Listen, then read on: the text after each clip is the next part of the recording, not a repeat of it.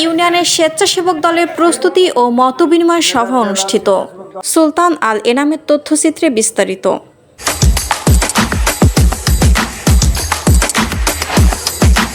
ঝিনাইদহের শোলমারী বাজারস্থ গান্না ইউনিয়ন বিএনপির কার্যালয়ে স্বেচ্ছাসেবক দলের উদ্যোগে প্রস্তুতি ও মতবিনিময় সভা অনুষ্ঠিত হয়েছে। আজ 25 সেপ্টেম্বর বৃহস্পতিবার বিকেল 4টায় এ সভা অনুষ্ঠিত হয়। সভায় আসন্ন নির্বাচনকে কেন্দ্র করে বিভিন্ন দিক নির্দেশনামূলক আলোচনা ও কার্যক্রমের পরিকল্পনা তুলে ধরেন নেতৃবৃন্দ। সভায় প্রধান অতিথি হিসেবে উপস্থিত ছিলেন গান্না ইউনিয়ন বিএনপির সভাপতি ইজ্জত আলী মাস্টার। প্রধান বক্তা হিসেবে উপস্থিত ছিলেন ঝিনাইদহ জেলা স্বেচ্ছাসেবক দলের সহ সাধারণ সম্পাদক হারুন আর রশিদ। বিশেষ অতিথি হিসেবে উপস্থিত ছিলেন ঝিনাইদহ জেলা স্বেচ্ছাসেবক দলের দপ্তর সম্পাদক মুস্তাক আহমেদ ও গান্না ইউনিয়ন বিএনপির সাধারণ সম্পাদক গোলাম সরোয়ার। সভাপতিত্ব করেন গান্না ইউনিয়ন স্বেচ্ছাসেবক দলের সভাপতি আব্দুর রশিদ নব এবং সঞ্চালনা করেন সংগঠনের সাধারণ সম্পাদক রাকিবুল ইসলাম। অনুষ্ঠানটি আয়োজন করে জাতীয়তাবাদী স্বেচ্ছাসেবক দল গান্না ইউনিয়ন। শিলা আক্তার, সবুজ বাংলা টিভি, ঝিনাইদহ। অনেক ইউনিয়ন থেকে আমাদের বলা হয় ভাই স্বেচ্ছাসেবক দলের নেতৃবৃন্দকে ইউনিয়নের অনেক নেতৃবৃন্দ মানতে চায় না। আমি সেই সব নেতাদের বলতে চাই, বাংলাদেশ জাতীয়তাবাদী স্বেচ্ছাসেবক দল শহীদ প্রেসিডেন্ট জিয়াউর রহমানের হাতে গড়া সংগঠন। এই সংগঠনের যারা নেতৃত্ব দেয় তারা মেধাবী এবং সৎ এবং ভদ্র ঘরের সন্তান। 5 আগস্টের পরে জিন্দা শহরে বিভিন্ন সংগঠন বিভিন্ন উপকর্ম করেছে। আমাদের প্রিয় নেতা অ্যাডভোকেট আমির মজিদ ভাই কুটুম কমিউনিটি সেন্টার থেকে আমাদের বলেছিল বিভিন্ন সংগঠনের নামে আমরা রিপোর্ট পাইছি, কিন্তু বাংলাদেশ জাতীয়তাবাদী স্বেচ্ছাসেবক দল ঝিনাইদহ জেলা শাখার কোন নেতার নামে আমরা কোনো রিপোর্ট পাই নাই। সেদিন তিনি আমাদের ধন্যবাদ জানিয়েছিলেন। আমি বলতে চাই, বাংলাদেশ জাতীয়তাবাদী স্বেচ্ছাসেবক দলের সাবেক সভাপতি কেন্দ্রীয় কমিটির হাবিবুল নবী খান সোহেল ভাই, তিনি কিন্তু বাংলাদেশ জাতীয়তাবাদী দল কেন্দ্রীয় বিএনপির যুগ্ম মহাসচিব। বাংলাদেশ জাতীয়তাবাদী স্বেচ্ছাসেবক দলের সাবেক সভাপতি রিজভী আহমেদ, তিনি কিন্তু কেন্দ্রীয় বিএনপির সিনিয়র যুগ্ম মহাসচিব। বাংলাদেশ জাতীয়তাবাদী স্বেচ্ছাসেবক দলের ঝিনাইদহ জেলা শাখার সুযোগ্য সাংগঠনিক সম্পাদক, ভোটের মাধ্যমে নির্বাচিত আমাদের প্রিয় নেতা অ্যাডভোকেট আমির মজিদ ভাই, যাকে ভোটের মাধ্যমে নির্বাচিত করে নেতা বানিয়েছিলেন, তিনি কিন্তু সাজুদ্দুর রহমান পপ্পু ভাই, তিনি কিন্তু বাংলাদেশ জাতীয়তাবাদী স্বেচ্ছাসেবক দল ঝিনাইদহ জেলা শাখার সাবেক সভাপতি ছিলেন। অতএব স্বেচ্ছাসেবক দলকে খাটো করে দেখার কোনো সুযোগ নেই। ছাত্র দল, যুব দল, স্বেচ্ছাসেবক দল, মহিলা দল, জাতি দল, ওলামা দল, শ্রমিক দল, যত অঙ্গ সংগঠন আছে সবই কিন্তু শহীদ প্রেসিডেন্ট জিয়াউর রহমানের হাতে গড়া সংগঠন। যদি কোনো নেতা মনে করে স্বেচ্ছাসেবক দল সব দুর্বল সংগঠন আছে, কোনো সংগঠন না, আমি মনে করি সে নেতা কোনো নেতাই না। প্রত্যেকটা সংগঠন শহীদ সামাজিক কন্দলের কারণে যেসব গ্যাঞ্জাম হয়েছে তার রাজসাক্ষী আমার এই গান্না ইউনিয়ন। এই রাকিবুল আমার গান্না ইউনিয়ন স্বেচ্ছাসেবক সদস্য সচিব, আমি জেলা স্বেচ্ছাসেবক দলের 17 বছর দপ্তর সম্পাদক। এই রাকিবুল, এই নবু ভাই, এই নান্নু, এই যে যারা সামনে সাথে বসে আছে, সবাই কিন্তু দলের দুঃসময়ের কর্মী। এরা কিন্তু কোনো 5 তারিখের পরে হাইব্রিড না, এরা কোনো 5 তারিখের পরে হাইব্রিড না। আমি ইউনিয়ন বিএনপিকে বলবো অবশ্যই দুঃসময়ের নেতা কর্মীদের মূল্যায়ন করবেন।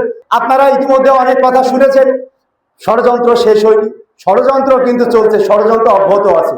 একটা ষড়যন্ত্রের কথা বলি, এখনো এই স্বাধীন সার্বভৌমত্বে দাঁড়িয়ে যদি শুনতে হয় একটা মার্ডারের পরিবর্তে মুহূর্তে 10টা মার্ডার ঘটিয়ে দেবো, ভাই এটা কি জঙ্গিদের রাষ্ট্র?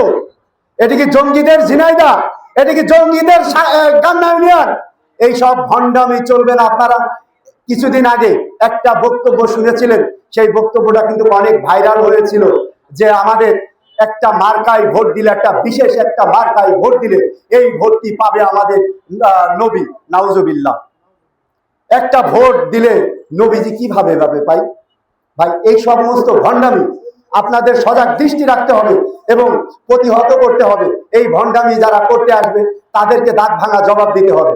আমরা সারাদিন এমএ মজিদ ভাই বলি, আমরা সারাদিন ধানের শীষ করি। আমাদের এই দলের প্রতিষ্ঠাতা শহীদ রাষ্ট্রপতি জিয়াউর রহমান, যিনি ছিল বহুদলীয় গণতন্ত্রের প্রবক্তা, মহান স্বাধীনতার ঘোষক শহীদ প্রেসিডেন্ট জিয়াউর রহমানের এই প্রতিষ্ঠিত করা দলকে নিয়ে বাজে কথা বলার চেষ্টা করছে। বাজে কথা বলা মানেই তো ষড়যন্ত্র করা। এই যে আল্লাহর ঘর মসজিদ, এই মসজিদে কি আমরা জানি ছোটবেলা থেকে যে শিক্ষা আমরা পেয়েছি পারিবারিকভাবে এবং সমাজের মানুষের কাছ থেকে, মসজিদে ঢোকার পরে দুনিয়া গায়েবী কোনো কথা মসজিদের মধ্যে বলা যাবে না। তাহলে সেই মসজিদের মধ্যে বসে কিভাবে একটা রাজনৈতিক দল মিটিং করে আমার বোধগম্য নয়। আপনারা কি এটার ব্যাখ্যা জানেন কিভাবে একটা রাজনৈতিক দল ওখানে মিটিং করতে পারে? তাহলে এটা একটা ভণ্ডামি না?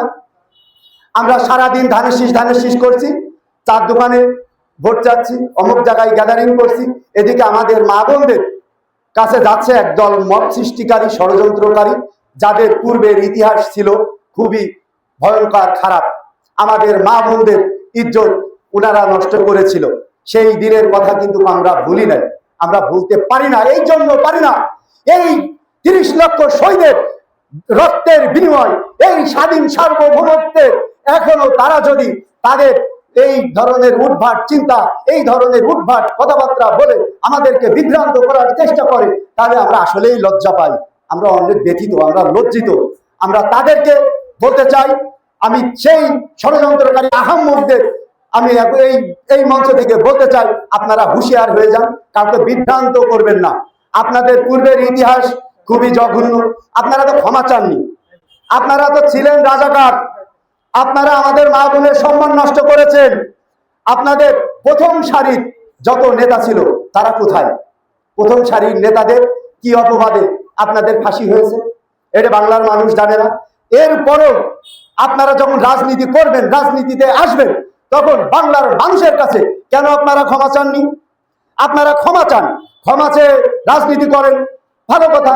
জনগণ যদি আপনাদের ভোট দেয়, আপনারা নির্বাচিত হয়ে যদি আপনারা ভোটে জয়যুক্ত হন, তাহলে আপনারা নির্বাচনে আসবেন, আপনারা তো সংসদে যাবেন, আপনাদের জনপ্রিয়তা প্রমাণ করেন। আপনারা বাংলাদেশের মানুষের কাছে ক্ষমা চাইলেন না, আপনারা মাপ চাইলেন না, আপনারা এখন এই বিভিন্ন ষড়যন্ত্র করে হলো আমাদের বিভ্রান্ত করছেন।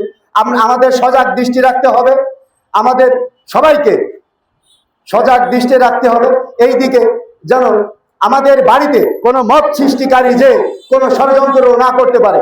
যদি আমার মা বোনদের ভোট, যদি একটা জান্নাতের টিকিট দেওয়ার কথা বলে যদি ওই মা বোনদের ভোট নিয়ে যায়, তাহলে কি এম এ মসজিদের লাভ হলো? আপনারা যে সারাদিন বলেন ধানের শীষ এম এ মসজিদ ভাই কি প্রতিষ্ঠিত হলো? আমাদের মা বোনদের সঙ্গে আজকে এই মিটিং থেকে ফিরে যে কথা বলতে হবে। বিভিন্ন ষড়যন্ত্র চলছে, ষড়যন্ত্র শেষ হয়নি। ষড়যন্ত্র শেষ হবে সেই দিন যেদিন আপনাদের ভোটে বিজয়ী হয়ে বাংলাদেশ জাতীয়তাবাদী দল সরকার গঠন করবে, জনগণের সরকার গঠন হবে, সেই দিনই ষড়যন্ত্র শেষ হবে। যাই হোক, অনেক বক্তব্য দিলাম, যেহেতু আমরা একটা মিছিল করতে যাচ্ছি, আমি আমার বক্তব্য দীর্ঘ না করে, যেহেতু নামাজ সমাগত, আপনারাও অনেক কষ্ট করলেন, ধৈর্যচ্যুত হলেন না, আমি অনেক আপনাদের আনন্দিত হলাম। আমি আপনাদের প্রতি শ্রদ্ধা দেখানোর জন্যই আমার কথা বলছি। আপনারা অনেক ভালো মানুষ। আমি কোনো মিটিংয়ে যে কিন্তু দেখিনি যে এত সুন্দরভাবে বক্তব্য শোনে। আপনারা ধৈর্যচ্যুত হননি, এই জন্য আপনাদের প্রতি আরেকবারও কৃতজ্ঞতা জানাচ্ছি এবং সকল ষড়যন্ত্রকে দাঁত ভাঙা জবাব দিয়ে আজকে আমার বক্তব্য আমি এখানে শেষ করছি।